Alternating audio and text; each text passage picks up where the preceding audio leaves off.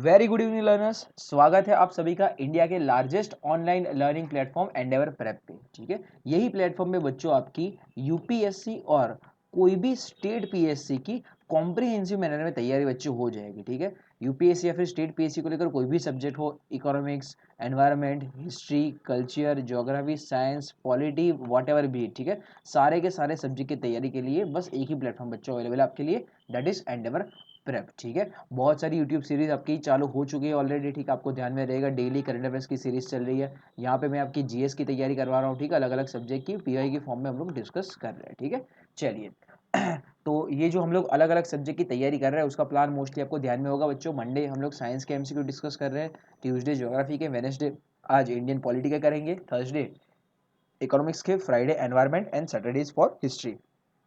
ठीक है, ये 6 मेन सब्जेक्ट की हम लोग तैयारी करेंगे। ठीक है, तैयारी हम लोग पीवाईक्यू और एमसीक्यू के फॉर्मेट पे करेंगे, जहां पे आपको मैं सारी की सारी इंपॉर्टेंट स्टेट पीएससी के इंपॉर्टेंट क्वेश्चंस टॉपिक वाइज करवाऊंगा। ठीक है, ना कि रैंडमली। ऐसा नहीं भाई पॉलिटी चालू कर रहा हो तो भाई कहीं से भी चालू कर दूंगा, एफआईआर पढ़ा दिया, डीपीएसपी पहले करा दिया, नहीं भाई। हम लोग टॉपिक बाय टॉपिक मैनर में जाएंगे कि पहले हिस्टोरिकल बैकग्राउंड कर लिया, फिर प्रियम्बल कर लिया, वॉट एवर भी। ठीक है, उस तरीके से। तो जैसे साइंस में मैंने आपको प्लान ऑलरेडी समझाया हुआ है। ठीक है, साइंस में कैसे करेंगे, बायोलॉजी करेंगे, फिजिक्स करेंगे, केमिस्ट्री करेंगे, फिर हम लोग शिफ्ट होंगे टेक वाले पार्ट पे। ठीक है, चलिए सेम कल हम लोगों ने ज्योग्राफी का भी डिस्कशन कर लिया, आज हम लोग डिस्कस करते हैं पॉलिटी। ठीक है, चलिए पॉलिटी बच्चों हम लोग कुछ ये सीक्वेंस में जाएंगे। ठीक है, मोस्टली ऐसा सीक्वेंस में तो क्या है, पॉलिटी में आपके आर्टिकल्स और कॉन्स्टिट्यूशन ही है, बट फिर भी कि भाई सबसे पहले हम लोग देखेंगे हिस्टोरिकल बैकग्राउंड क्या है क्या नहीं, आपको ध्यान में होगा। ठीक है, हिस्टोरिकल बैकग्राउंड में वो अलग अलग एक्ट्स आते हैं। ठीक है, वो अलग अलग एक्ट्स देखेंगे, साथ में कॉन्स्टिट्यूशन का मेकिंग कब बना था, कैसे बना था, क्या डाला था, क्या नहीं डाला था। ठीक है, तो ये दो चीज़ देखेंगे, जहाँ पे अलग अलग आपकी कमिटीज थी। तो ये दो मेन चीज़ देखेंगे हम लोग उसके हिस्टोरिकल बैकग्राउंड में बच्चों। ठीक है, उसके बाद same making of the constitution, वहाँ पे डिटेल में हम लोग चर्चा करेंगे, अलग अलग डेट्स जो मैंने अभी आपको बताया, डेट्स, अलग अलग कमिटीज़, कौन उसका हेड था, क्या चीज़ डाली गई थी, तो उन सब चीज़ों की डिस्कस करेंगे, उन सब चीज़ों का डिस्कशन करेंगे मेकिंग ऑफ द कॉन्स्टिट्यूशन में। और थर्ड पार्ट मेजर हमारा रहेगा कॉन्स्टिट्यूशन ऑफ इंडिया। ठीक है, जिसमें हम लोग सारे के सारे आर्टिकल्स सीक्वेंस में डिस्कस करेंगे। ठीक है, कि भाई आपका पार्ट वन को लेकर क्या है, पार्ट टू को लेकर क्या है, पार्ट थ्री उसमें क्या है। तो ये सारा पूरा कॉन्स्टिट्यूशन हम लोग डिटेल में यहाँ पे डिस्कस करेंगे। ठीक है, और लास्ट में एक समराइज्ड वर्जन ले लेंगे जो सारे आपके कोर्ट के जजमेंट्स है उसका। ठीक है, आपके जो भी कोर्ट के जजमेंट्स है यहाँ पे तो आएंगे ही आर्टिकल्स के साथ साथ, लास्ट में एक समरी मैं आपको इसकी दे दूंगा। ठीक है, चलिए, तो इसमें आपकी सीक्वेंस बहुत सिंपल रहेगी। ठीक है, हिस्ट्री और सॉरी साइंस और ज्योग्राफी जैसा नहीं, ये टिपिकल सीक्वेंस फॉलो करनी पड़ेगी। इसमें सिंपल ही सीक्वेंस है, अपने पास कॉन्स्टिट्यूशन है उसको हमको पढ़ना है बच्चों। ठीक है, चलिए, तो वही कॉन्स्टिट्यूशन का आज हम लोग पहला पार्ट चालू करेंगे, हिस्टोरिकल बैकग्राउंड। ठीक है, कि हमारा जो ये कॉन्स्टिट्यूशन बना इंडिया का, हमारा जो इंडिया का कॉन्स्टिट्यूशन बंधारण बनाया गया, वो बंधारण, ठीक है, कि पहले इंडिया में आपको ध्यान में है कि वे ब्रिटिश रूल चल रहा था। 1947 में हम लोग आज़ाद हुए, 1947 के पहले ब्रिटिश रूल चल रहा था। तो ब्रिटिश रूल के टाइम पे ऐसा कोई बंधारण तो था नहीं बच्चों। ठीक है, कॉन्स्टिट्यूशन नहीं था, पर फिर भी चीज़ें चल रही थी। ठीक है, एडमिनिस्ट्रेशन उनकी तरफ से हो रहा था। तो वो ब्रिटिशर्स का जो एडमिनिस्ट्रेशन था वो पूरा का पूरा अलग अलग एक्ट्स के द्वारा चल रहा था। ठीक है, अलग अलग एक्ट्स के द्वारा चल रहा था। वो एक्ट्स का हम लोगों को बेस जानना जरूरी है। ठीक है, वो एक्ट्स का बेस जानना जरूरी है, क्योंकि आज के हमारे कॉन्स्टिट्यूशन में, आज की हमारी जो भी पॉलिटिकल सिस्टम है, ठीक है, जो भी आज की हमारी पॉलिटिकल सिस्टम है, हमारी पार्लियामेंट है, संसद, ठीक है, लोकसभा है, राज्यसभा है, स्टेट में देखोगे तो कोई कोई स्टेट में आपको LA और LC दोनों मिलेगी, लेजिस्लेटिव असेंबली और लेजिस्लेटिव काउंसिल, कोई कोई स्टेट में सिर्फ लेजिस्लेटिव असेंबली है। तो ये जो हमारा पूरा स्ट्रक्चर है, वो स्ट्रक्चर का बेस वही सारे एक्ट्स में कहीं ना कहीं छुपा हुआ है। ठीक है, हमारी सुप्रीम कोर्ट वगैरह, तो हर एक चीज़, ब्रिटिशर ने कॉन्स्टिट्यूशन भले नहीं बनाया, पर हर एक चीज़ को लेकर एक्ट बनाए थे। ठीक है, तो वो एक्ट है हमारा हिस्टोरिकल बैकग्राउंड अपने कॉन्स्टिट्यूशन बनने का। ठीक है, तो आज के लेक्चर में हम लोग वो एक्ट की चर्चा करेंगे। दो फेज में वो एक्ट को किया जाता है बच्चों, के 1857 से पहले किस तरीके के एक्ट थे और 1857 के बाद किस तरीके के एक्ट आए। ये बाइफर्केशन क्यों बच्चों, 1857 और पहले के बाद, तो आपको ध्यान में होगा 1857 के पहले अपने यहाँ थी ईस्ट इंडिया कंपनी। ठीक है, ईस्ट इंडिया कंपनी का रूल था। 1857 के बाद ईस्ट इंडिया कंपनी के हाथ से ब्रिटिश गवर्नमेंट ने सत्ता ले ली, और उसके बाद क्राउन रूल आया बच्चों। क्राउन रूल मतलब ब्रिटिश क्राउन का, ठीक है, ब्रिटिश सरकार का रूल आया यहाँ पे। ईस्ट इंडिया कंपनी तो एक प्राइवेट ट्रेडिंग कंपनी थी। ठीक है, ये जो एक प्राइवेट ट्रेडिंग कंपनी थी, इसका कामकाज सिर्फ चीज़ें ले बेच करना था, ट्रेडिंग करना था। इससे रूल ले लेके 1857 के बाद ब्रिटिश सरकार ने अपने हाथ में इसका रूल ले लिया। इसलिए ये एक्ट्स को हम लोग दो पार्ट में बच्चों पढ़ते हैं, ठीक है। जैसे मैंने बोला 1857 के पहले कुछ एक्ट्स थे और कुछ एक एक्ट थे आपके 1857 के बाद बच्चों, ठीक है। चलिए, तो यही हिस्टोरिकल बैकग्राउंड की चर्चा आज एमसीक्यू के फॉर्मेट में करता है। ये एमसीक्यू आपके पुराने पेपर्स में ऑलरेडी आ चुके हैं अलग अलग स्टेट पीएससीज में, ठीक है। चलिए बच्चों, तो स्टार्ट करते हैं हमारा हिस्टोरिकल बैकग्राउंड थ्रू एमसीक्यू, ठीक है। चलिए, तो पहला क्वेश्चन आपके पास यहाँ पे, in which of the following acts the provision was made for the establishment of supreme court at Calcutta, ठीक है। सुप्रीम कोर्ट एट कलकत्ता बनाने का प्रावधान कौन से एक्ट में दिया गया था नीचे में से, ठीक है। First is regulating act, second is पिट्स India act, third is charter act of 1813 and fourth is charter act of 1833, ठीक है। तो ये चार में से कौन से, मतलब यहाँ पे बच्चों मोस्टली आपकी सारी चीजें, ठीक है, ये वाला जो पॉलिटी का पार्ट है आपकी मोस्टली सारी चीजें फैक्चुअल ही रहेगी, ठीक है, फैक्ट बेस्ड ही रहेगी। इसमें कोई कंसेप्ट या फिर थियरी नहीं है। अब बस उन लोगों ने डाला था वो एक्ट में तो डाला था, उसमें अब कोई थियरी या फिर उसके पीछे कोई कंसेप्ट नहीं है, ठीक है। तो मोस्टली यहाँ पे ये फैक्ट बेस्ड क्वेश्चन हमारे रहेंगे बच्चों। कल जैसे ज्योग्राफी किया था, उस दिन साइंस चालू किया था, तो हाँ उसमें कुछ एक चीज़ आपकी कंसेप्चुअल आएगी, उसमें मैं आपको पूरी प्रोसीजर कहानी क्या कैसे किस तरीके से वो पूरा समझाऊंगा, ठीक है। यहाँ पे मोस्टली ये फैक्ट बेस्ड रहेगा बच्चों, ठीक है। चलिए, तो ये कौन से एक्ट में सुप्रीम कोर्ट बनाने की बात की थी, कहाँ पे, कलकत्ता में, ठीक है। तो इनिशियली आपको ध्यान में होगा बच्चों, ब्रिटिशर्स जब आए, ठीक है, ब्रिटिशर्स जब आए तब उनका दो तीन जगह पे ही ज़्यादा ज़्यादा फोकस था, ठीक है। कि एक तो उनका मुंबई फोकस रहा, दूसरा उनका यहाँ पे मद्रास फोकस रहा, ठीक है, और तीसरा उनका यहाँ पे कोलकाता फोकस रहा, ठीक है, तीसरा उनका कोलकाता फोकस रहा। तो उनका तीन ही जगह पे मेन फोकस था, तीनों जगह पे यहाँ पे पोर्ट थे, ठीक है। तीनों जगह ये तीनों के तीनों पोर्ट सिटी थे। तो पोर्ट सिटी पे क्या उनका ट्रेडिंग इजीली हो पाता है कि भाई यहाँ से शिप आया, सामान उतर गया, सामान चला गया, ठीक है। तो पोर्ट सिटीज़ पे उनका ज़्यादा मेजर फोकस रहा है, आपको ध्यान में होगा। तो इससे एक इजी गैस आप मार सकते हो, ठीक है, कि उन लोगों ने ये तीन में से कोई एक में बनाने की बात की होगी, ठीक है। वो तीन में से कोई एक, तो यहाँ पे वही एक भी कलकत्ता में उन लोगों ने बनाने की बात की थी, ठीक है। चलिए, तो इसका आंसर आपका रहेगा option A is regulating act 1773, ठीक है। तो बहुत पहले ही ऑब्वियसली उन लोगों ने ट्राई की होगी तीनों में से कोई एक जगह पे कोड बनाने की, तो वो उसका आंसर रहेगा आपका रेगुलेटिंग एक्ट ऑफ 1773, ठीक है। चलिए तो साथ में ये एक्ट के क्या क्या और फीचर्स भी थे वो भी कर लेते हैं, ठीक है। चलिए, तो ये एक्ट के द्वारा ब्रिटिशर्स के द्वारा पहली बार ट्राई की गई थी, ठीक है, इंडिया को कंट्रोल और रेगुलेट करने की, ठीक है। इंडिया में कंपनी के अफेयर्स को, ठीक है, मैंने बोला कि 1857 अभी तक आया नहीं है। 1857 के पहले east India company of Britain उसका ही रूल चल रहा था। तो ये कंपनी ने पहली बार ट्राई की कि इंडिया में अपने अफेयर्स को कंट्रोल और रेगुलेट किया जाए थ्रू रेगुलेटिंग एक्ट। तो पहले उसने ये किया, ठीक है। उसके बाद पहला मेन प्रोविजन है कि वहाँ पे गवर्नर जनरल ऑफ बंगाल करके हुआ करता था पहले, उसको as a governor general of sorry हाँ गवर्नर जनरल ऑफ बंगाल को गवर्नर जनरल ऑफ इंडिया उन लोगों ने डेजिग्नेटेड किया, ठीक है।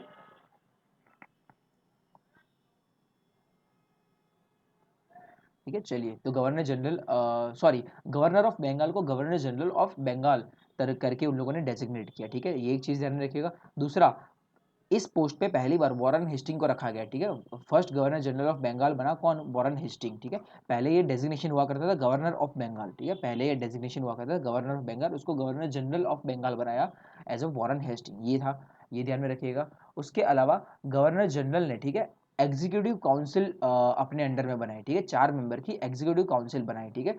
कोई लेजिस्लेटिव काउंसिल तब के टाइम पे नहीं थी। लेजिस्लेटिव काउंसिल का काम क्या होता है, लॉ बनाना, एक्ट बनाना। एक्ट बनाता था ब्रिटेन ही, ठीक है, ब्रिटेन की ईस्ट इंडिया कंपनी ही एक्ट बनाती थी। बस उनका काम यहाँ पे सिर्फ एग्जीक्यूशन का रहता था, उसको लागू करवाने का रहता था। तो ये 4 मेंबर की एग्जीक्यूटिव काउंसिल बनाई, ठीक है, ये ध्यान में रखना। और उसके अलावा बॉम्बे और मद्रास के गवर्नर को, ठीक है, बॉम्बे और मद्रास के गवर्नर को गवर्नर जनरल ऑफ बंगाल के अंडर में रखा गया, ठीक है, गवर्नर जनरल ऑफ बंगाल के अंडर में रखा गया। ये 4 प्रोविजन ध्यान में रखना। उसके अलावा कंपनी के ओनर्स सॉरी कंपनी के सर्वेंट को कोई भी प्राइवेट ट्रेड करने के लिए मना किया गया। यहाँ पे अपना सपोज के कंपनी का सामान आया, कंपनी का ही सामान है, कंपनी का सामान का यूज यहाँ के कोई कंपनी के सर्वेंट, ठीक है, सॉरी कंपनी के सर्वेंट कोई प्राइवेट ट्रेड करने के लिए यूज नहीं कर सकते थे। ये चीज़ को यहाँ पे मना किया गया, ये ध्यान में रखना, ठीक है। लास्ट है कोर्ट ऑफ डायरेक्टर, ये बनाया गया, ठीक है। कोर्ट ऑफ डायरेक्टर बनाया गया कि भाई the governing body of the company, ये यहाँ पे बनाया गया, ठीक है। और लास्ट आपको ये ध्यान में होगा ही, जो अपना क्वेश्चन है कि भाई उसके चलते हुए कोलकाता के फोर्ट विलियम में, ठीक है, कोलकाता के फोर्ट विलियम में सुप्रीम कोर्ट का एस्टेब्लिशमेंट हुआ, ठीक है, रेगुलेटिंग एक्ट के द्वारा ही। सर एलिजा एमपी को पहला chief justice of the supreme court बनाया गया, ठीक है। ये फैक्ट एक ध्यान में रखिएगा, इनको पहला चीफ जस्टिस बनाया गया बच्चों, ठीक है। चलिए, तो ये कुछ फैक्ट 1773 के एक्ट को लेकर ध्यान में रखिएगा। नेक्स्ट आगे बढ़ते हैं क्वेश्चन, मैच लिस्ट 1 विथ 2। ठीक है, लिस्ट 1 क्या है? Establishment of board of control, दूसरा एस्टेब्लिशमेंट ऑफ सुप्रीम कोर्ट, तीसरा permission to English missionary to work in India, और चौथा appointment of law member in the governor general council. और सामने है regulating act, Pitt's India act, charter act और charter act of 1833। ये 13 का, ये 33 का। ठीक है, तो इसमें एक मैच तो आपको ऑब्वियसली पता होगा कि एस्टेब्लिशमेंट ऑफ सुप्रीम कोर्ट, तो ये तो आएगा आपका ऑब्वियसली रेगुलेटिंग एक्ट 1773। ठीक है, यही इस तरीके से आप इजीली एलिमिनेट कर सकते हो। 2-3 एक्ट आपको पता है तो उससे इजीली एलिमिनेट कर सकते हो बच्चों। ठीक है, तो बी से आएगा आपका 1, तो यहाँ पे एक ही ऑप्शन में आपका बी से 1 मिलता है, दैट इज ऑप्शन बी। ठीक है, तो यहाँ पे आपका option B will be the correct answer बच्चों। ठीक है, तो उसके अलावा बाकी पैर क्या है? ठीक है, ये पहला जुड़ा हुआ है पिट्स इंडिया एक्ट के साथ, establishment of board of control करते हैं अभी उसका। ठीक है, ये सेम जुड़ा है 3 के साथ ही, सी कि इंग्लिश मिशनरी को इंडिया में काम करने की परमिशन, चार्टर एक्ट 1813 में दी गई, और ये वाला दिया गया है चार्टर एक्ट 1833 में। ठीक है, कि भाई लॉ मेंबर चुना गया गवर्नर जनरल के काउंसिल में। ठीक है, चलिए, तो जिसमें से हमारे पहले एक्ट का डिस्कशन ऑलरेडी हो चुका है, हम लोग यहाँ पे करते हैं दूसरे एक्ट का discussion, पिट्स India act of 1874, sorry 1784। चलिए, तो पिट्स इंडिया एक्ट ऑफ 1784 के मेन प्रोविजंस क्या है कि यहाँ पे पिट्स इंडिया एक्ट के द्वारा कंपनी के कमर्शियल फंक्शन में और पॉलिटिकल फंक्शन में स्प्लिट कर दिया गया। ठीक है, स्प्लिट कर दिया गया भाई, कंपनी का आपसे कमर्शियल फंक्शन मतलब जो पैसों को लेकर कामकाज होगा वो अलग होगा, और पॉलिटिकल फंक्शन मतलब गवर्नेंस को लेकर जो कामकाज होगा वो अलग होगा। और उसी के लिए कोर्ट ऑफ डायरेक्टर बनाया गया कमर्शियल फंक्शन के लिए, और बोर्ड ऑफ कंट्रोल बनाया गया पॉलिटिकल कंट्रोल के लिए। ठीक है, ध्यान में रखना, पॉलिटिकल कंट्रोल के लिए बनाया गया बोर्ड ऑफ कंट्रोल, और कमर्शियल कंट्रोल के लिए बनाया गया कोर्ट ऑफ डायरेक्टर। ठीक है, इसको कैसे इजीली याद रखोगे? कमर्शियल फंक्शन मतलब कंपनी का रूल। ठीक है, आपको ध्यान में होगा हर एक कंपनी में, ठीक है, हर एक कंपनी में डायरेक्टर्स आता है, बोर्ड ऑफ डायरेक्टर्स आता है। ठीक है, तो डायरेक्टर्स आपके रहेंगे ऑब्वियसली कमर्शियल फंक्शन के लिए, बाकी बोर्ड ऑफ कंट्रोल है आपके पॉलिटिकल फंक्शन के लिए। ठीक है, चलिए, तो ये चीज़ ध्यान में रखिएगा। नेक्स्ट है गवर्नर जनरल की काउंसिल की स्ट्रेंथ 4 से सिर्फ 3 जन की कर दी गई, ये ध्यान में रखिएगा, दूसरा प्रोविजन। तीसरा प्रोविजन है place the Indian affairs under the direct control of British government. ठीक है, इसके बाद इंडिया का कंट्रोल डायरेक्ट ब्रिटिश गवर्नमेंट के अंडर में रखा गया, भले यहाँ पे ईस्ट इंडिया कंपनी रूल करती थी पर वहाँ से ब्रिटिश गवर्नमेंट देखती रहेगी जो भी है वो। ठीक है, ये ध्यान में रखिएगा।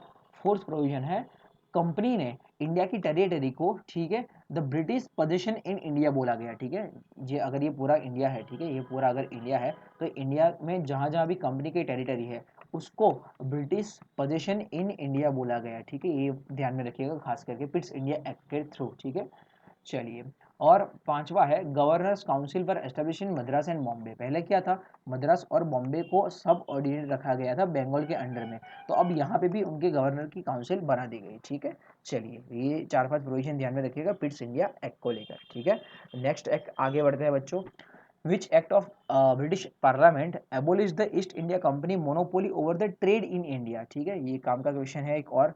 यहाँ पे फर्स्ट ऑप्शन है आपका रेगुलेटिंग एक्ट 1773, पिट्स इंडिया एक्ट 1784, तीसरा ऑप्शन है चार्टर एक्ट ऑफ 1813, और चौथा ऑप्शन है नन ऑफ द अबव। ठीक है, चलिए, तो इसका आंसर आपका रहेगा option C, charter act of 1813। ठीक है, ये सारे एक्ट हम लोग सीक्वेंस में ही कर रहे हैं ताकि आपको इजी अंडरस्टैंडिंग रहे कि पहला 1773 का रेगुलेटिंग एक्ट, उसके बाद 1784 का पिट्स इंडिया एक्ट, और उसके बाद 1813 वाला चार्टर एक्ट। ठीक है, चलिए, तो ये 1813 वाले चार्टर एक्ट में ये दो मेन चीज़ें करी गई। ठीक है, पहला यहाँ पे ये किया गया डिमांड ऑफ इंग्लिश ट्रेडर्स को फुलफिल किया गया। ठीक है, क्या था इंग्लिश ट्रेडर की डिमांड ये थी, ठीक है भाई, इंडिया में वो लोग इजीली ट्रेड कर पाए। क्यों इंडिया में ट्रेड कर पाए था ऐसा भाई? क्योंकि नेपोलियन बोनापार्ट, ठीक है, नेपोलियन बोनापार्ट, इसका नाम सुना होगा, ये फ्रेंच, ठीक है, फ्रांस का किंग था तब के टाइम का। ठीक है, फ्रांस का किंग था। ठीक है, किंग नहीं था ऑब्वियसली, वहाँ का सेनापति था। ठीक है, फ्रेंच टेरिटरी का। ठीक है, चलिए, तो नेपोलियन बोनापार्ट ने, ठीक है, ये कॉन्टिनेंटल सिस्टम ऑफ ट्रेड लाया था, कॉन्टिनेंटल सिस्टम ऑफ ट्रेड लाया था नेपोलियन बोनापार्ट ने। नेपोलियन बोनापार्ट के कॉन्टिनेंटल सिस्टम ऑफ ट्रेड के तहत ये अगर पूरा यूरोप है, यहाँ पे बसा हुआ अलग आइलैंड कंट्री ब्रिटेन, ठीक है, ब्रिटेन अलग से ही आइलैंड कंट्री है, तो नेपोलियन बोनापार्ट ने यूरोप के कोई भी कंट्री को, ठीक है, कोई यूरोप कॉन्टिनेंट के कोई भी कंट्री को मना कर दिया कि भाई कोई भी यहाँ पे ब्रिटेन में ट्रेड नहीं करेगा। ठीक है, कोई भी ब्रिटेन में जाकर ट्रेड नहीं करेगा, ब्रिटेन के साथ ट्रेड नहीं करेगा, ना ही ब्रिटेन का कोई भी बंदा यहाँ के ट्रेड करेगा। ठीक है, that was the continental system of trade imposed bye Napoleon Bonaparte, ठीक है। तो उसकी वजह से ब्रिटिश कंपनी के ट्रेडर्स ने बोला कि हम लोग यहाँ तो कर नहीं सकते, तो हम लोग भाई इंडिया जाके ट्रेड करते हैं, हमको एटलीस्ट वहाँ पे करने दो, ठीक है। तो ये चीज़ मानी गई चार्टर एक्ट ऑफ 1830 में। और दूसरा था एंड कंपनीज मोनोपोली, ठीक है। तो by this act the company was deprived of its commercial monopoly and the undoubted sovereignty of the crown over the possession of East India Company was laid down, ठीक है। In short company का जो commercial monopoly है, कभी मैं ऐसा ही करूंगा, यहाँ पे ही ट्रेड करूंगा, वहाँ पे ही ट्रेड करूंगा, इतने रुपयों में ट्रेड करूंगा, जो भी है वॉट, वो कमर्शियल मोनोपोली को एंड कर दिया गया और पूरा का पूरा कॉमर्स, ठीक है, पूरा का पूरा ट्रेड ब्रिटिशर्स ने, सरकार ने अपने हाथ में ले लिया, ब्रिटिश गवर्नमेंट ने, ठीक है। ये ध्यान में रखिएगा। कहाँ पे? इंडिया में, ठीक है। कहाँ पे? इंडिया में बच्चों। क्यों? क्योंकि भाई चाइना में जो उसका ये चाय का ट्रेड चल रहा था वो वैसा का वैसा ही था, उसको उन लोगों ने छेड़ा नहीं था, ब्रिटिश गवर्नमेंट ने, ठीक है। यहाँ पे कंफ्यूज मत होइए, यहाँ पे दो चीज़ की बात चल रही है, एक तो ब्रिटिश गवर्नमेंट वहाँ पे जो होती होगी, और दूसरी बात चल रही है ईस्ट इंडिया कंपनी की, जो ब्रिटेन की ही एक प्राइवेट कंपनी थी बच्चों, ठीक है, जो ब्रिटेन की एक प्राइवेट कंपनी थी। तो ये प्राइवेट कंपनी का जो ट्रेड मोनोपोली था कि अभी इंडिया में हम लोग इसी तरीके से एक्ट करेंगे, वो मोनोपोली को खत्म कर दिया गया, ट्रेड को खत्म नहीं किया है बच्चों, ठीक है। ट्रेड तो चल ही रहा है, पर अब से ट्रेड ब्रिटिश गवर्नमेंट के हिसाब से चलेगा, ठीक है। वो जहां बोलेगी, जैसे बोलेगी, जिस तरीके से बोलेगी उस तरीके से ट्रेड रहेगा, ठीक है। बट चाइना के टी ट्रेड को वैसा का वैसा ही रखा गया बच्चों, ठीक है। चलिए, तो ये एक चीज ध्यान में रखिएगा। ये आपका सारा कामकाज हुआ चार्टर एक्ट ऑफ 1813 में, ठीक है। और ये अलग से एक फैक्ट ध्यान में रखिएगा, continental system of trade through Napoleon Bonaparte, ठीक है। तो यहाँ पे आपका आंसर आएगा option C is charter act of 1813, ठीक है। चलिए नेक्स्ट क्वेश्चन की तरफ आगे बढ़ते हैं। नेक्स्ट क्वेश्चन आपका, which act for the first time made it possible for Indians to take some share in the administration of their country, ठीक है। Charter act of 1833, option B is charter act of 1853, option C is government of India act 1858 और option D is Indian council act 1861, ठीक है। तो यहाँ पे आपका answer रहेगा option A charter act of 1833, ठीक है। मैं पूरा सीक्वेंस में ही जा रहा है, ठीक है, आपके लिए आसानी रहेगी समझने में, इसलिए 1773 का एक्ट हमारा हुआ रेगुलेटिंग, 1784 का एक्ट हुआ पिट्स इंडिया, फिर उसके बाद 1813 का एक्ट हुआ चार्टर एक्ट, ठीक है। अब करेंगे 1833 का चार्टर, ठीक है।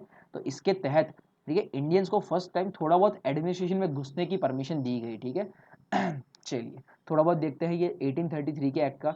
तो 1833 के एक्ट का मेन प्रोविजन है, गवर्नर जनरल ऑफ बंगाल को गवर्नर जनरल ऑफ इंडिया बनाया गया, ठीक है। सबसे पहले ध्यान में रखना, गवर्नर जनरल ऑफ बंगाल को गवर्नर जनरल ऑफ इंडिया बनाया गया।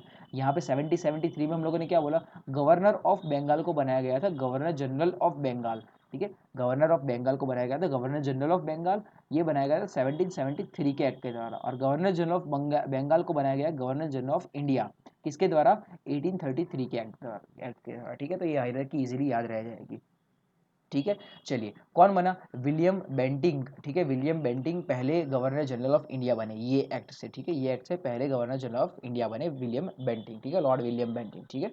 चलिए ध्यान में रखना। इसके बाद सेंट्रल लेजिस्लेचर, ठीक है, beginning of central legislature for India as an act also took away legislative power by Bombay and Madras, ठीक है। तो बॉम्बे और मद्रास के लेजिस्लेटिव पावर उनके ले लिए गए, भाई वो लोग खुद से अब कोई लॉ नहीं बना सकते, ठीक है, सारा का सारा ब्रिटिश गवर्नमेंट देखेगी।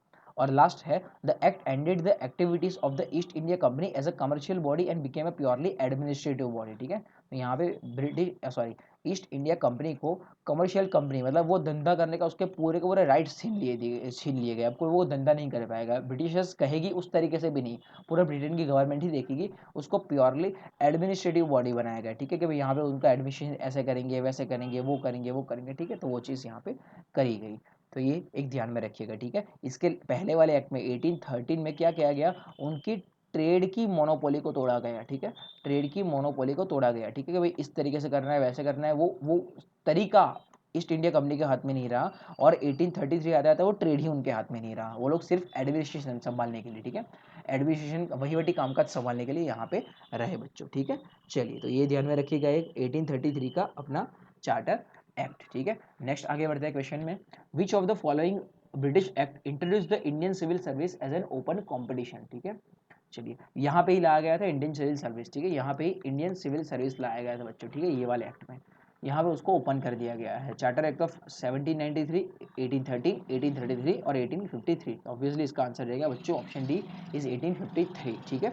चलिए, तो ये 1853 के चार्टर एक्ट में क्या लाया गया था, तो सबसे पहली चीज लाई गई थी, the legislative and the executive function of the governor general council were separated, ठीक है।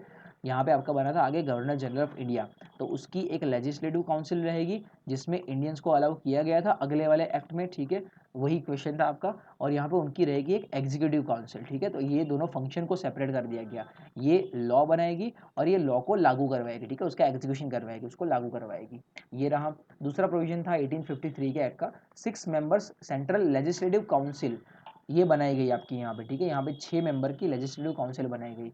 4 out of 6 member work appointed by the provincial government of Madras, Bombay, Bengal and Agra, ठीक है। तो ये 4 जगह से आपके 4 मेंबर तो आ जाएंगे, मद्रास, बॉम्बे, बंगाल और आगरा, ठीक है। बाकी के 2 को गवर्नर जनरल ऑफ इंडिया लाएगा अपने हिसाब से, ठीक है।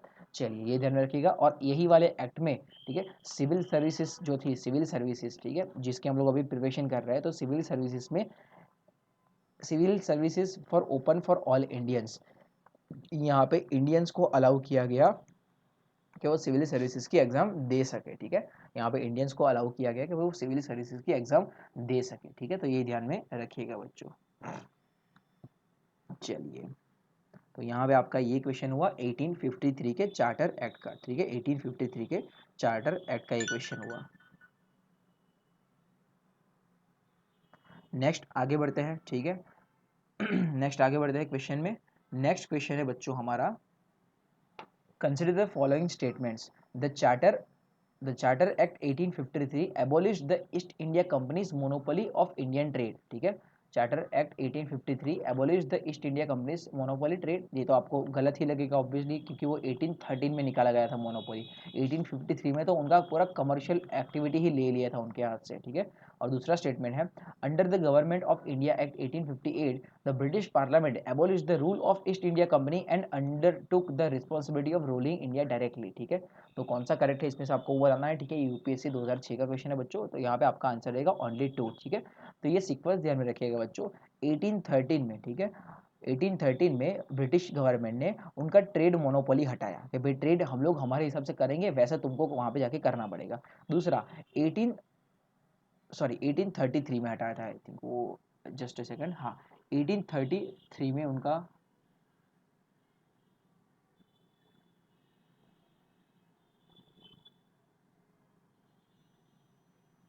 ये रहा,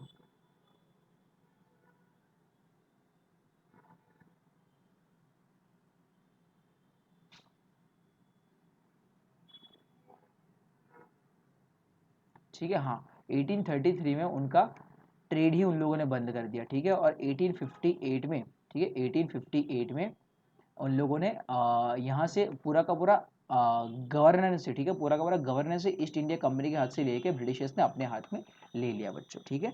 चलिए, तो ये हायरार्की ध्यान में रखिएगा बच्चों। तो यहाँ पे आपका ऑप्शन रहेगा ओनली 2, ठीक है। तो provision of government of India act 1858 discuss कर लेते हैं कि भाई क्या क्या प्रोविजंस है ये एक्ट के, ठीक है। ये प्रोविजंस हम लोग डिस्कस कर लेते हैं। तो यहाँ पे क्या क्या प्रोविजंस है, तो पहला ये है, the rule of company was replaced by the rule of crown, ठीक है। ईस्ट इंडिया कंपनी इसके बाद से रही ही नहीं, ठीक है, ईस्ट इंडिया कंपनी इसके बाद से रही ही नहीं इंडिया में, ऐसा है, ठीक है। पूरा का पूरा ब्रिटिश गवर्नमेंट ही संभालती थी, ठीक है। ब्रिटिश गवर्नमेंट ने यहाँ पे एक पोस्ट नहीं बनाई, secretary of state for India, ठीक है, secretary of state for India, जो वहाँ पे ब्रिटिश पार्लियामेंट में ही बैठता था, ठीक है, ब्रिटिश पार्लियामेंट में ही बैठता था, ठीक है, ये बनाया। तीसरा, he was assisted by the council of India, ठीक है, यहाँ पे 15 मेंबर की काउंसिल बनाई गई इंडिया में, जिसके द्वारा उनको असिस्टेंस दिया जाता था, किन को, सेक्रेटरी ऑफ स्टेट को, जो ब्रिटेन में ही बैठेगा, ठीक है, ये एक चीज़ करी गई। उसके अलावा चौथा, he was wasted with the complete authority and control over the Indian administration, ठीक है, थ्रू द वायसरॉय, तो ये एक नई पोस्ट लाई गई यहाँ पे वायसरॉय की, ठीक है। वायसरॉय, पहला वायसरॉय कौन चुनाया गया, पांचवा, तो लॉर्ड कैनिंग, ब्रिटिश इंडिया के पहले वायसरॉय चुने गए, ठीक है, ये ध्यान में रखना। उसके बाद इसकी भी जरूरत नहीं रही, बोर्ड ऑफ कंट्रोल और कोर्ट ऑफ डायरेक्टर, क्योंकि ईस्ट इंडिया कंपनी ही नहीं है, तो इस चीज़ को भी अबोलिश कर दिया गया, ठीक है। तो ये 5-7 चीज़ें हुई आपकी 1858 के एक्ट में, ठीक है, 5-7 चीज़ें हुई आपकी 1858 के एक्ट में, ठीक है। सॉरी बच्चे, जस्ट अ सेकंड, वो मामला क्लियर करते हैं, वो ईयर में मुझसे कुछ मिसप्लेसमेंट तो नहीं हुआ है ना, ठीक है।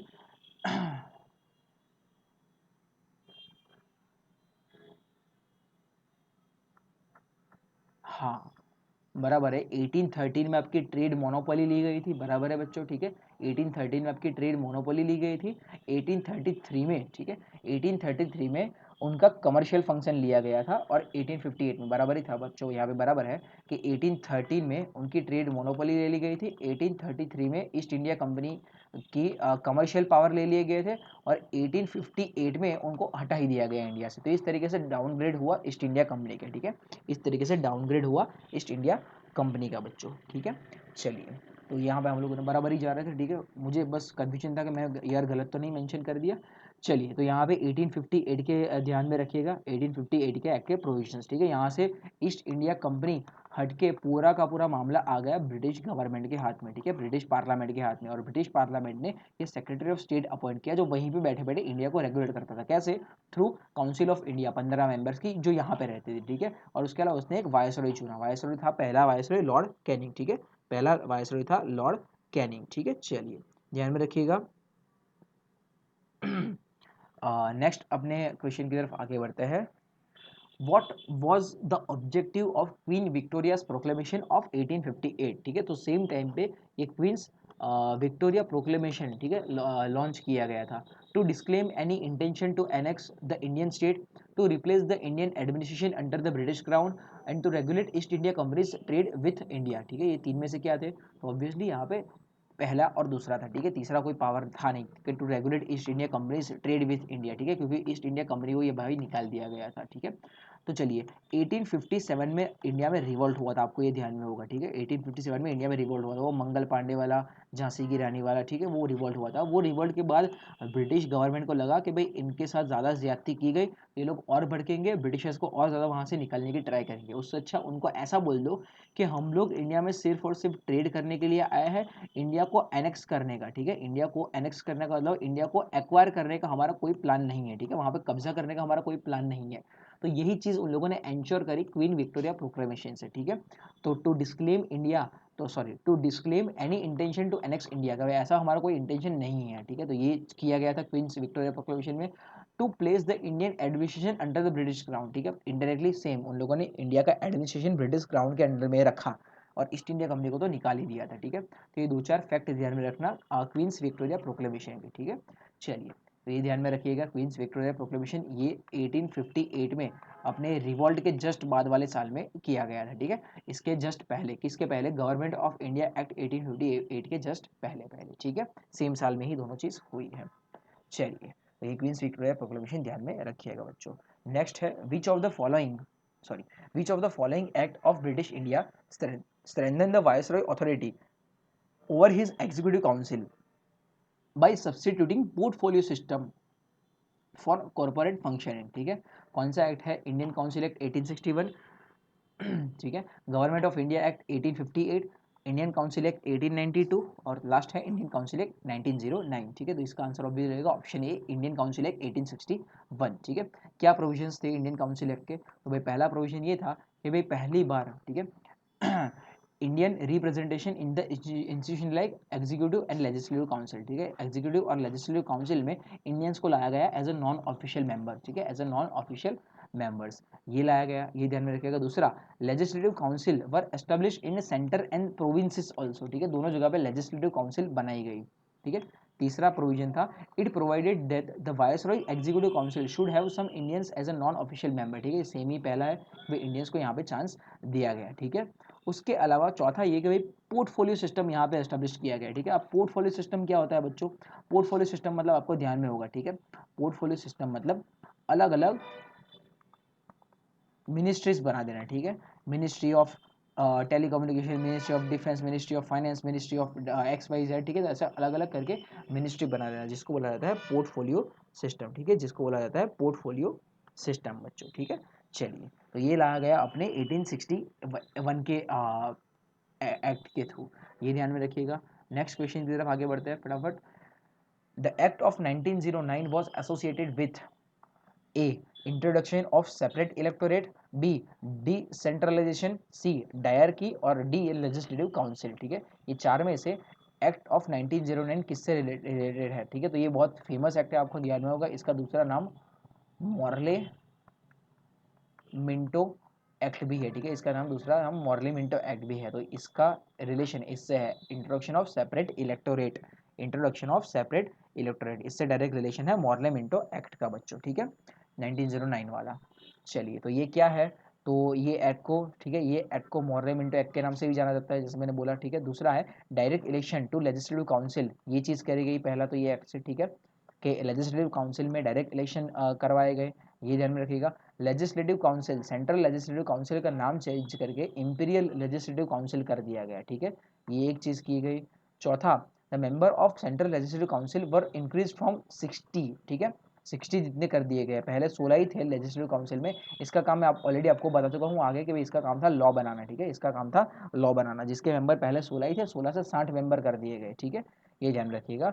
एक और चीज़ यहाँ पे ऐड की गई कि भाई मुस्लिम के लिए सेपरेट इलेक्टोरेट इंट्रोड्यूस किए गए, ठीक है, मुस्लिम के लिए सेपरेट इलेक्टोरेट इंट्रोड्यूस किए गए। उसका मतलब क्या, कि अगर कोई मुस्लिम कैंडिडेट इलेक्शन में खड़ा है, ठीक है, मुस्लिम कैंडिडेट इलेक्शन में खड़ा है, तो उसको सिर्फ मुस्लिम जनता ही वोट दे सकती है, ठीक है, उसको सिर्फ मुस्लिम जनता ही वोट दे सकती है। तो यहाँ पे उन लोगों ने हिंदू मुस्लिम यूनिटी को तोड़ने की ट्राई की। इसके पहले हिंदू मुस्लिम यूनिटी बहुत अच्छी चल रही थी इंडिया में, ऐसा है, ठीक है, तो इन सब प्रॉब्लम की वजह से उन लोगों ने हिंदू मुस्लिम यूनिटी तोड़ने की ट्राई की। इसके पहले भी वो 1904 में बंगाल का पार्टीशन हुआ था, तो बंगाल का पार्टीशन उसीलिए किया गया था कि भाई वेस्ट में हिंदू मेजोरिटी और ईस्ट में मुस्लिम मेजोरिटी को वो लोग जानबूझ के अलग कर सके, तो यहाँ पे यूनिटी को तोड़ने की ट्राई की गई ब्रिटिशर्स द्वारा। 1909 में ये सेपरेट इलेक्टोरेट लाके तोड़ने की ट्राई की गई, ठीक है, तो उसके पहले हिंदू मुस्लिम यूनिटी बहुत अच्छी देखी जाती थी इंडिया में, ऐसा है, ठीक है। चलिए, और यहाँ पे पहली बार 1909 वाले एक्ट में वायसरॉय की एग्जीक्यूटिव काउंसिल में, ठीक है, पहली बार वायसरॉय की एग्जीक्यूटिव काउंसिल में एक इंडियन को लाया गया, ठीक है, एज ए लॉ मेंबर। कौन थे वो, सत्येंद्र प्रसाद सिन्हा, ठीक है, सत्येंद्र प्रसाद सिन्हा, वो पहले लॉ मेंबर लाए गए वायसरॉय की एग्जीक्यूटिव काउंसिल में बच्चों, ठीक है। चलिए, तो ये ध्यान में रखिएगा बच्चों। नेक्स्ट आगे बढ़ते हैं। Which of the following is और are principal features of government of India act 1919, ठीक है। पहला, the introduction of dyarchy in the executive government of the provinces. दूसरा, the introduction of separate communal electorate for Muslim, ठीक है, obviously ये तो नहीं आएगा, ये तो जस्ट हम लोग देखा कि 1909 में लाया गया था। तीसरा, division of legislative authority by the centre to the provinces, ठीक है, तो यहाँ पे आपका ऑप्शन रहेगा और सी, ओनली 1 and 3 बच्चों, ठीक है।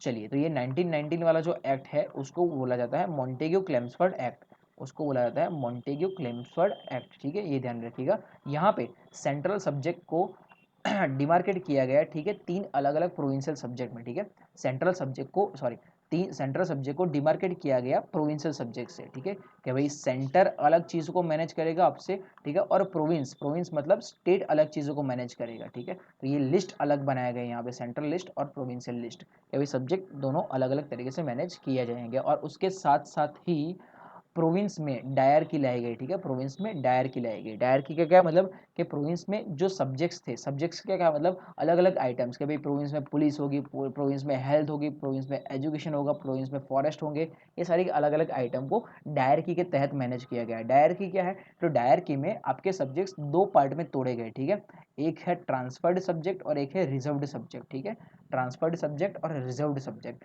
तो रिजर्व्ड सब्जेक्ट पे सिर्फ और सिर्फ गवर्नर ही एक्ट बना सकता था, ठीक है, रिजर्व सब्जेक्ट पे गवर्नर ही एक्ट बना सकता था, ये ध्यान में रखिएगा बच्चों, ठीक है। तो ये डायर की लाई गई प्रोविंसेस में, कहाँ पे, प्रोविंसेस में मतलब स्टेट्स में, ये चीज़ ध्यान रखिएगा। तो स्टेट में तो सॉरी, प्रोविंसेस में तो यहाँ पे डायर की लाई गई, पर सेंटर में क्या लाया गया, सेंटर में लाया गया बाई कैमरलिज्म। बाई कैमरलिज्म का क्या मतलब होता है अब यहाँ पे, बाई कैमरलिज्म मतलब 2 houses, that is upper house और लोअर हाउस, ठीक है, अपर हाउस और लोअर हाउस। अपर हाउस मतलब अभी का राज्यसभा, लोअर हाउस मतलब अभी का लोकसभा, ठीक है, अभी का लोकसभा। ये मोनार्की, सॉरी, ये बाई कैमरलिज्म लाया गया 1919 के एक्ट से। तो ये 2 ही रीजन से 1919 का एक्ट फेमस है, ठीक है, 1919 का जो एक्ट है ये 2 ही रीजन से फेमस है, कि प्रोविंसेस में आई डायर की और सेंटर में आया बाई कैमरलिज्म, ठीक है, सेंटर में आया बाई कैमरलिज्म। डायर की क्या क्या मतलब, कि आपके सब्जेक्ट्स को, ठीक है, आपकी जो भी स्टेट की रेगुलेशन का आइटम हो उसको ट्रांसफर्ड सब्जेक्ट और रिजर्व सब्जेक्ट्स में तोड़ा गया। रिजर्व सब्जेक्ट रहेंगे गवर्नर के डायरेक्ट कंट्रोल में, ऐसा है, ठीक है, और बाई कैमरलिज्म के थ्रू 2 हाउसेस बनाएंगे, लोकसभा और राज्यसभा। अभी क्या नाम है, तब नाम था लोअर हाउस, ठीक है, और अपर हाउस, ये 2 नाम थे। चलिए, तो 1919 का एक्ट ध्यान में रखिएगा बच्चों, ठीक है। आगे बढ़ते हैं। नेक्स्ट क्वेश्चन है आपका, अच्छा सॉरी, उसके अलावा भी है कि अभी प्रोविजन उसके 1919 के legislative assembly with 140 members and legislative council with 60 members, ये लाया गया कहाँ पे, स्टेट में, ठीक है, सॉरी सेंटर में। ये लाया गया कि भाई लेजिस्लेटिव असेंबली जो लोकसभा है, अपर लोअर हाउस, उसमें 140 मेंबर और 60 मेंबर लाए गए राज्यसभा में, ठीक है। चलिए ये ध्यान में रखिएगा। और लास्ट है कि भाई यहाँ पे ये ध्यान में रखिएगा, पब्लिक सर्विस कमीशन बनाया गया। तो सबसे पहला जो आपका पब्लिक सर्विस कमीशन बना था वो 1919 के मॉन्टेग्यू क्लेम्सफोर्ड एक्ट के थ्रू बना था। मॉन्टेग्यू क्लेम्सफोर्ड एक्ट के थ्रू ये बना था, ठीक है। चलिए तो इस चीज़ को ध्यान में रखिएगा बच्चों, 1919 का एक्ट। नेक्स्ट आगे बढ़ते हैं। The government of India act 1935 provided for, ठीक है, provincial autonomy, establishment of federal code और ऑल इंडिया फेडरल सर्विसेज, ठीक है, ऑल इंडिया फेडरल सर्विसेज। तो ऑब्वियसली इसका आंसर रहेगा तीनों, ठीक है। ये एक्ट भी काफ़ी फेमस है 1935 वाला, ठीक है। इसमें उल्टा किया गया था, इसमें बाइक कैमरलिज्म लाया गया था प्रोविंसेस में, ठीक है। उसके अलावा प्रोविंसेस में से उन लोगों ने डायरकी हटा दी थी और डायरकी उन लोगों ने एस्टेब्लिश की थी सेंटर में, ठीक है। ये तीन फेमस है। और उसके अलावा चौथा, पहले में उन्होंने वो पब्लिक सर्विस कमीशन बनाया था, यहाँ पे उन लोगों ने फेडरल सर्विस कमीशन बनाया, ठीक है। फेडरल सर्विस कमीशन मतलब आपका यूपीएससी जो था वो बना था इसके आगे वाले एक्ट में 1919 में। तो और आपके उसके अलावा जो भी स्टेट पीएससी है, ठीक है, स्टेट पीएससी वो बनाए थे 1935 वाले एक्ट में, ठीक है। ये ध्यान में रखिएगा। चलिए तो कुछ एक फीचर्स देख लेते हैं 1935 वाले एक्ट के, ईजिली याद रह जाएंगे बच्चों, ऐसा है, ठीक है, उतना कुछ हार्ड एंड फास्ट नहीं है। चलिए तो पहला है the act provided for establishment of all India federation, ठीक है, ऑल इंडिया फेडरेशन बनाया गया, ठीक है, ध्यान में रखिएगा। कब 1930 में। ये दूसरा, तीन लिस्ट बनाया गया, ठीक है, 3 list. The act divided the powers between centre and union into items, 3 list बनाए गए यहाँ पे, एक फेडरल लिस्ट मतलब सेंट्रल लिस्ट, दूसरा प्रोविंशियल लिस्ट मतलब स्टेट लिस्ट और तीसरा कॉन्करेंट लिस्ट, जो आज भी आपको इंडियन कॉन्स्टिट्यूशन के शेड्यूल 7 में मिलते हैं। इंडियन कॉन्स्टिट्यूशन के शेड्यूल 7 में मिलते हैं कि भाई एक सेंट्रल लिस्ट है, ये सारी चीज़ों पे सेंट्रल लॉ बनाएगा, एक होता है स्टेट लिस्ट, इन सारी चीज़ों पे स्टेट लॉ बनाएगा, और ये कॉन्करेंट दोनों लॉ बनाएंगे। देखते हैं किसका लॉ प्रिवेल होता है किसका नहीं होता, वो देखी जाएगी, ठीक है। चलिए तो ये दूसरा लाया गया। तीसरा, ये लिस्ट में अलग अलग आइटम्स को डाला गया है। फेडरल लिस्ट में कुछ 59 आइटम्स को, प्रोविंशियल लिस्ट में कुछ 54 आइटम्स को, तो इस तरीके से अलग अलग आइटम्स को अलग अलग लिस्ट में डाला गया, ठीक है। उसके अलावा रेसिडुअरी पावर, जो भी बचा कुछ पावर्स है वो गवर्नर जनरल के हाथ में दे दिए गए, ठीक है। ये ध्यान रखिएगा। यहाँ पे जैसे मैंने बोला, यहाँ पे प्रोविंसेस में से डायरकी को एबोलिश कर दिया गया, ठीक है। प्रोविंसेस में डायरकी को एबोलिश किया और डायरकी डली सेंटर में। डायरकी क्या था कि भाई ट्रांसफर्ड सब्जेक्ट और रिजर्व सब्जेक्ट, इस दो तरीके के सब्जेक्ट रहेंगे बच्चों, ठीक है। ट्रांसफर्ड और रिजर्व ये दो तरीके के सब्जेक्ट रहेंगे। डायरकी आज के दिन में देखी नहीं जाती इंडिया में बच्चों, ऐसा है, ठीक है। चलिए 6 प्रोविंसेस में प्रोविंशियल काउंसिल बनाई गई, ये फैक्ट ध्यान रखिएगा, ठीक है। उसके अलावा ये अपना फेडरल कोड बना, ठीक है, establishment of federal code, establishment of federal code. तो इसको ध्यान रखिएगा। अपना जो सुप्रीम कोर्ट बना था, अपना सुप्रीम कोर्ट बना था 1935 वाले एक्ट से, ठीक है। उसके पहले तो 1773 में तो कोलकाता का सुप्रीम कोर्ट बना था सिर्फ, ठीक है, उसको नहीं गिना जाता, इसको गिना जाता है। 1935 में बना था फेडरल कोर्ट ऑफ इंडिया, ठीक है। और उसके अलावा ये काउंसिल ऑफ इंडिया को एबोलिश कर दिया गया, ठीक है, काउंसिल ऑफ इंडिया को एबोलिश कर दिया गया। तो ये कुछ कुछ फीचर ध्यान में रखिएगा 1935 के एक्ट के, ठीक है। और लास्ट आपका एक्ट है the Indian national Congress agreed in 1947 to partition of India, for which reason. Option A, principle of two nation theory was accepted to them. Option B, it was imposed by British government and Congress was helpless. Option C, they wanted to avoid large scale communal riots. और option D, India would have otherwise lost the opportunity to attain freedom, ठीक है। ये चार में से कौन सा ऐसा रीजन था, कौन सा ऐसा रीजन था जिसकी वजह से 1947 में इंडियन नेशनल कांग्रेस मान गई कि हाँ भाई इंडिया और पाकिस्तान दो अलग अलग कंट्री बनेंगे, ठीक है। तो एक लौता रीज़न था इसको, ऑप्शन सी, कि भाई वहाँ पे बहुत ज़्यादा ब्रूटल मैनर पे कम्युनल राइट्स हो रहे थे, ठीक है, बहुत ज़्यादा ब्रूटल मैनर पे कम्युनल राइट्स हो रहे थे, इसलिए आईएनसी को मानना पड़ा, ठीक है। नहीं तो भाई बहुत सारे लोगों की जान जा सकती थी, ठीक है, ये पाया गया है अपनी हिस्ट्री में। चलिए तो यहाँ पे 1947 का ये जो एक्ट है, ठीक है, उसको माउंट बेटन प्लान या फिर उसको पार्टीशन प्लान भी बोला जाता है, जिसके तहत इंडिया और पाकिस्तान को अलग किया गया, ठीक है। इंडिया और पाकिस्तान को अलग किया गया, उनको इंडिपेंडेंट कंट्री नहीं बनाया, उनको बनाया गया था डोमिनियन कंट्री, ठीक है, उनको बनाया गया था डोमिनियन कंट्री के। भाई अभी भी वो लोग रहेंगे तो ब्रिटिश के अंडर में ही, बस वो लोग अपने हिसाब से अपना रूल देख सकते हैं, ठीक है। तो ध्यान में रखिएगा। उसके अलावा गवर्नमेंट बनी अपने यहाँ सेंटर और प्रोविंसेस में, ठीक है, सेंटर और प्रोविंसेस में गवर्नमेंट बनाने की बात की गई है एक्ट में, ठीक है। उसके अलावा वायसरॉय ऑफ इंडिया जो थे, ठीक है, सॉरी, वायसरॉय और इंडिया और स्टेट के गवर्नर जनरल को डेजिग्नेट किया गया ये एक्ट के थ्रू, ठीक है, ध्यान में रखिएगा। उसके अलावा it assigned dual function constituent और लेजिस्लेटिव, ठीक है, दोनों फंक्शंस कॉन्स्टिट्यूएंट असेंबली को दिए गए, ठीक है। इन शॉर्ट ये हमारी कॉन्स्टिट्यूएंट असेंबली बनाई गई थी जो हमारा कॉन्स्टिट्यूशन तैयार करेगी, ठीक है। ये कॉन्स्टिट्यूशन तैयार करने का फंक्शन भी उसको दिया गया और उसके बाद उसको लेजिस्लेटिव फंक्शन भी दिया गया। लेजिस्लेटिव फंक्शन मतलब उसके बाद अलग अलग लॉ बनाने का फंक्शन भी दिया गया। इनिशियली तो ऐसा कोई लोकसभा राज्यसभा चुनी नहीं गई थी इस रीज़न से, ठीक है। इस रीज़न से कॉन्स्टिट्यूएंट असेंबली को ही दो फंक्शन दिए गए, कॉन्स्टिट्यूशन बनाएगा और वो लॉ भी बनाएगा, ये ध्यान में रखिएगा, ठीक है। तो इंडियन नेशनल कांग्रेस को ये सारी बातें माननी पड़ी थी इसी वजह से, क्योंकि कम्युनल राइट यहाँ पे बहुत बढ़ गए थे, ठीक है। कम्युनल राइट यहाँ पे बहुत बढ़ गए थे, इसलिए option C will be the right option, ठीक है। चलिए बच्चों, तो ध्यान में रखिएगा अपना ये हिस्टोरिकल बैकग्राउंड, ठीक है। अलग अलग एक्ट हम लोगों ने किए थे 1870, 1773, 1784, 1813, 1833 और 1853, इतने एक्ट थे ईस्ट इंडिया कंपनी के टाइम पे। उसके बाद जो हम लोगों ने किए 1858, ठीक है, 1861, 1909, 1919 और 1935, टोटल 10 एक्ट आपके होते हैं, ठीक है। ये 10 एक्ट ध्यान में रखिएगा, 10 एक्ट के ये 10 क्वेश्चन है, इसमें हम लोगों ने डिटेल में सारे प्रोविजंस की चर्चा की हुई है, ठीक है। तो ये 10 एक्ट के थ्रू अपना पूरा का पूरा हिस्टोरिकल बैकग्राउंड बसा हुआ है कि भाई हमारा कॉन्स्टिट्यूशन ऐसा है तो ऐसा क्यों है भाई, ठीक है। ये क्यों लोकसभा राज्यसभा अलग अलग चीज़ है, क्यों गवर्नर है, क्यों ये 3 लिस्ट है, तो यही सब चीज़ों की चर्चा हम लोग आगे जब कॉन्स्टिट्यूशन डिस्कस करेंगे तब एक एक करके करेंगे बच्चों, ठीक है। चलिए, तो आई होप आपको लेक्चर अच्छा लगा होगा।